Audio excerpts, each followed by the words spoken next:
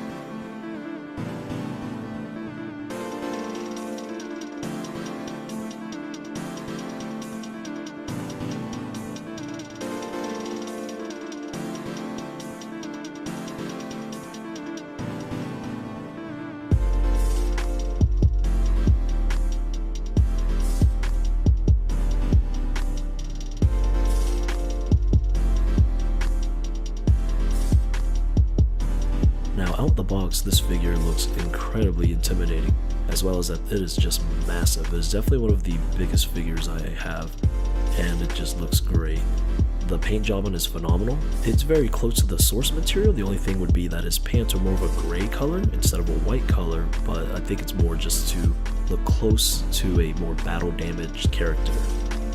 I really like that the hair is more of a translucent yellow rather than a solid color, and then there's great attention to detail with the green highlights. Because it's legendary. Here's his face with his sinister smirk. There's actually indentions where the wrinkles are in his face, and I like how there's actually canines instead of just flat teeth shown.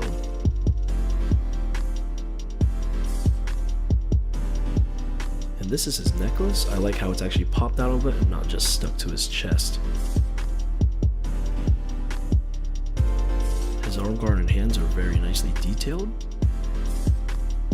His arm guards and shin guards actually have dents and rips in them to actually so you can see that there's actually battle damage. The flow in his pants and waist garment's really nice. Looks like it's actually moving. My favorite part of most figures is this right here, where they actually do tears and rips within the clothing, so it actually looks realistic that they actually got in a fight, and it means they took the time out to actually sculpt each and every part of this. This is the view of the bottom of the base, if you were wondering what that looked like.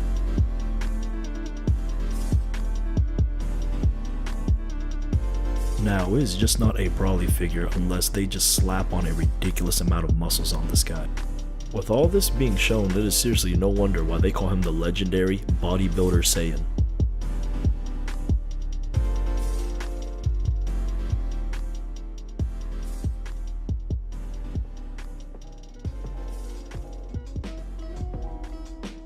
The abs and chest are nicely shaded and stick out.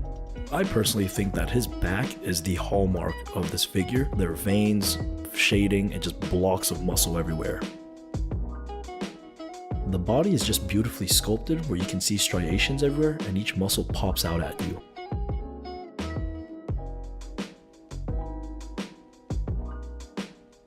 Now, for what makes this line of figures stand out from the rest is the energy sparks and blasts. The sparks that are all around them are really nicely sculpted, as well as they're a good color, like a see-through color, so it looks more realistic.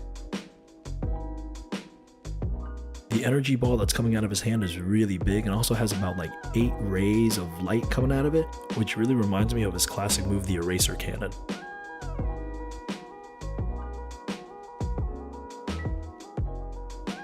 I really like the little sparkle in his hand that really shows like an energy reaction coming out of it, and the only thing I wish I could do with this figure is possibly put like a LED light to really, make it shine and stand out. But I do have a small problem with this figure though. I don't like that there's this huge seam line in the middle of the energy ball, as well as the energy ball inside, as well as the plastic looks kind of cheap. It doesn't look as realistic as the sparks and the ray of lights around it.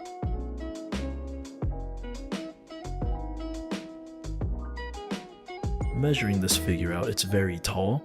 At the utmost peak of it is over 1 foot tall, and even at his head, he's actually at 9 inches, so wherever you're going to display him, you're going to need a good amount of space. Now for size comparison, this is him next to the Banpresto Gogeta, the FiguartZ Perfect Cell, the FiguartZ Legendary Broly, and the Banpresto Super Saiyan 3 Goku. Final thoughts, I think that this is a very well-crafted figure, truly shows the power and maniacal force that he is, and I'm sold on buying the Goku figure that's a paired set with this. It is a definite buy if you're a fan of Broly or even just Dragon Ball Z in general. In the comments, let me know what you think of the figure, and if you have it, how do you like it? That's it for today's unboxing and review, and I'll see you in the next video. Warida!